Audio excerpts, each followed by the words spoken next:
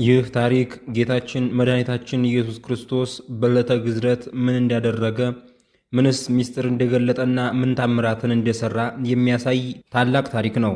በዚህ ታሪክ ውስጥ የነገረ ግዝረቱን ሙሉ ታሪክ ታዳምጣላችሁ፣ ትምህርትም ትወስዳላችሁ። ቻናላችንን ሰብስክራይብ፣ ቪዲዮአችንን ላይክ እያደረጋችሁ ታሪኩን እስከ መጨረሻው አዳምጡት። ሁሉን በጊዜው ስትሰራው ካንተ የሆነው መልካም ነው። ለብዙዎች ጌታችን ወደ ቤተ መቅደስ እንዳልገባና እንዳልተገረዘ ይመስላቸው ነበር። እነርሱ እንዳሰቡት ሆኖ ቢሆን ኖሮ አይሁድ ታላቅ ምክንያትን የሚያገኙ በሆኑ ነበር። ጌታችን ግን የግዝረትን ሕግ ፈጸመ። ለእኛ በግዝረት ፈንታ የክርስትና ጥምቀትን ሰጠን። የፋሲካውንም ቂጣ በላ፣ በእርሱም ፈንታ ሥጋውንና ደሙን ሰጠን። የከበረ ወንጌል 8ኛው ቀን በተፈጸመ ጊዜ ሕፃኑን ሊገዝሩት በወሰዱት ሳትጸንሰው መልአኩ እንዳወጣለት ስሙን ኢየሱስ አሉት እንዳለ ንጽሕት ድንግል እመቤታችን ማርያም ጻድቅ አረጋዊ ዮሴፍን እንደ ሕጉ ልጄን እንዲገርዘው ስሙንም እንዲሰይመው ብልህ የሆነ ገራይ ሰው አምጣልኝ አለችው። ዮሴፍም ሂዶ የሚገርዝ ባለሙያን አመጣ። ያ ባለሙያ ሕፃኑ ጌታችን ኢየሱስ ክርስቶስን በእናቱ በንጽሕት ድንግል ማርያም ክንድ ላይ አየው። እንዲገርዘው ሕፃኑን በጥንቃቄ ያዙት አላቸው። ጌታችን ኢየሱስም መልሶ እንዲህ አለው፣ ባለሙያ ገራዥ ሆይ ደሜ ሳይፈስ ትገርዘኝ ዘንድ ትችላለህን? በዚያ ዕለት ካልሆነ በቀር ደሜ አይፈስምና። ጎኔን በጦር ሲወጉኝ ያን ጊዜ ውሃና ደም ይፈሳል፣ ለአዳምና ለሚያምኑ ልጆች መድኃኒትን ይሆናል። የክብር ባለቤት ጌታችን ኢየሱስ ክርስቶስ የተናገረውን ያ ባለሙያ በሰማ ጊዜ አደነቀ። ዕቃውንም ሰብስቦ ተነስቶ ከሕፃኑ ጌታ እግር ስር ሰገደ። ያን ጊዜ ምላጮቹ ከእጁ ላይ ቀልጠው እንደ ውሃ ሆኑ። የከበረች ድንግል እመቤታችን ማርያም ከሴቶች ተለይተሽ አንቺ የተባረክሽ ነሽ፣ የማኅፀንሽ ፍሬ የተባረከ ነው። ይህ ልጅሽ ስለ እርሱ ነቢያት ትንቢት የተናገሩለት የሕያው አምላክ ልጅ ነው አላት። ሕፃኑም ለዚያ ባለሙያ ዳግመኛ መልሶ እንዲህ አለው፣ እኔ ነኝ ትገርዘኛለህን? ወይስ ተውክ? ወይም የአባቶች አባቶች እንዳደረጉ እኔ ላድርግ? ያም ባለሙያ የአባቶች አባቶች እነማን ናቸው አለው።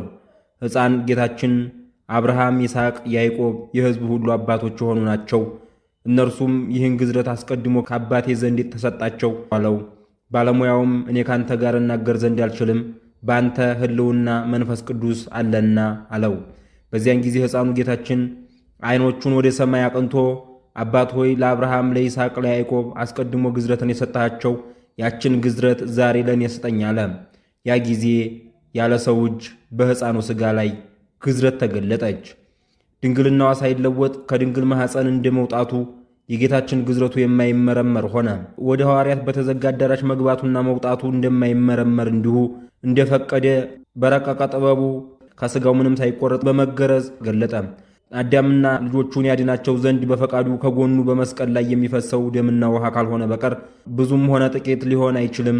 እርሱ በፈቃዱ ሕጉ እንዲፈጸም አስቀድሞ አዘዘ እንጂ። ያም ባለሙያ ገራዥ ይህን ታምር ባየ ጊዜ የሕፃኑንም ነገር በሰማ ጊዜ እጅግ አደነቀ። የክብር ባለቤት ከሆነ ከጌታችን ከኢየሱስ ክርስቶስ እግር በታች 3 ጊዜ ሰገደና በእውነት አንተ የእግዚአብሔር ልጅ የእስራኤል ንጉሥ ነህ አለው። ከዚህም በኋላ ጌታችን ኢየሱስ ክርስቶስ ከታምራቱ ያየውና የሰማውን እየተናገረ ወደ ቦታው ሄደ። ለእርሱም ለጌታችን ከቸር አባቱ ጋር ማሕያዊ ከሆነው ከመንፈስ ቅዱስ ጋር ክብር፣ ምስጋና፣ ስግደትም ይሁን ዛሬም ዘወትርም ለዘላለሙ አሜን።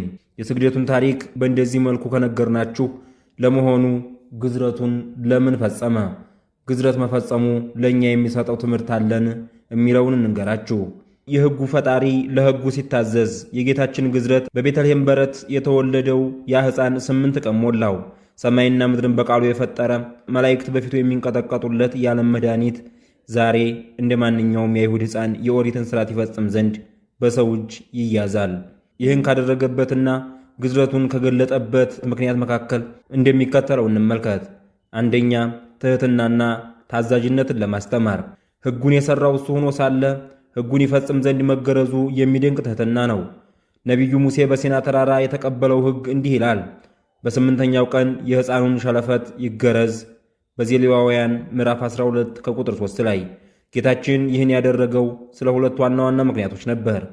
ሕጉን ስለመፈጸምና ፍጹም ሰው መሆኑን ለማሳየት።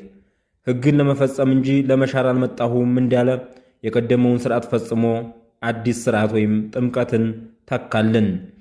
ፍጹም ሰው መሆኑን ለማሳየት ማለቱም ሥጋ የለበሰ አምላክ እንጂ ምትሃት አለመሆኑን ለማረጋገጥ ወደ ግዝረት ሄደ። ሁለተኛውና ዋነኛው ለግዝረቱ ምክንያት የሚሆነው ስም ማውጣት ሥነ ሥርዓት ነው። በዚያች ዕለት በግዝረቱ ወቅት መልአኩ ገብርኤል አስቀድሞ እንደተናገረው ኢየሱስ ተብሎ ተሰየመ። ኢየሱስ ማለት መድኃኒት ማለት ነው። ሦስተኛ ከግዝረት ወደ ጥምቀት ሽግግር። የብሉይ ኪዳን ግዝረት የቆሻሻ መጣል የምልክትና የቃል ኪዳን መታወቂያ ነበር። ጌታችን ግን ይህንን የሥጋ ግዝረት በረቂቁ የልብ ግዝረት ወይም ጥምቀት ለወጠው።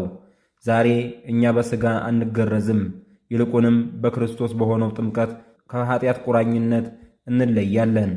የጌታ ግዝረት የፍቅሩ መጀመሪያ፣ ሕግ ሰሪው ለሕግ ተገዛ፣ እኛን ከሕግ እርግማን ያድነን ዘንድ ዝቅ ዝቅ አለ። የተከበራችሁ ውድ ክርስቲያኖች፣ ከዚህ በፊት በመጀመሪያው ታሪክ እንደተረዳችሁት ጌታችን ኢየሱስ ክርስቶስ ባለሙያው መጥቶ ሊገርዘው ቢልም ደሜ ከስቅለቴ ወዲህ አይፈስምና በማለት በራሱ መለኮታዊና ተአምራታዊ ኃይል ተገርዞ መገኘቱና ምንም አይነት ምላጭም ሆነ ስለት በሰውነቱ ላይ ያላረፈበት መሆኑን ይልቁንም መግረዣዎቹ ብረቶች ቀልጠው ፈሰው መቅረታቸውን የሚያሳይ ታሪክን ወደ እናንተ አደረስን። የጌታችን የአምላካችን የመድኃኒታችን የኢየሱስ ክርስቶስ አባትነቱ፣ አምላክነቱ፣ ጌትነትና ቸርነቱ ከሁላችን ጋር ለዘላለሙ ጸንቶ ይኑር፣ አሜን። የተወደዳችሁ እና የተከበራችሁ የዩቱብ ቻናላችን ቤተሰቦች ቻናላችንን ስሙን መቀየራችን ይታወቃል። እንግዲህ ማህበራዊ ወቅታዊና መንፈሳዊ ጉዳዮችን ወደ እናንተ ልናደርስ ስለፈለግን በዚህም ምክንያት የቻናላችንን ስም ከፐቲው ወደ መርጦ ሚዲያ ቀይረናል። ዩቱብ ቻናላችንን ሰብስክራይብ፣ ቪዲዮአችንን ላይክ ማድረጋችሁ እንዳትረሱ። እንግዲህ ቀደም ብለን እንደነገርናችሁ ጌታችን ኢየሱስ ክርስቶስ ለግዝረት ቢሄድም ነገር ግን እንዳልተገረዘ በራሱ መለኮታዊ ኃይል ስጋው ላይ ምንም አይነት ጉዳት ሳይደርስ ወይም ደግሞ ምላጭ ሳያርፍበት በራሱ መለኮታዊ ኃይል ተገዝሮ እንደተገኘ እነዛ ሊገዝባቸው ባለሙያው ይዟቸው የመጡት ምላጮቹ በሙሉ እንደ ውሃ ፈሰው እንደቀሩ እንዲሁም ባለሙያው ራሱ ሰግዶ ወደ መሬት ወድቆ እንዲያመሰገነውና የአምላክ ልጅ ነህ አምላክ ነህ ብሎ እንደተናገረ አዳምጣችኋል። እንግዲህ ስለ ግዝረቱ ዕውቀት አግኝታችኋል፣ ትምህርት አግኝታችኋል ብለን ተስፋ እናደርጋለን።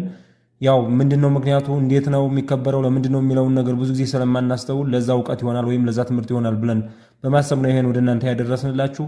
ቻናላችንን ሰብስክራይብ፣ ቪዲዮአችንን ላይክ ማድረጋችሁን አሁንም ቀጥሉ።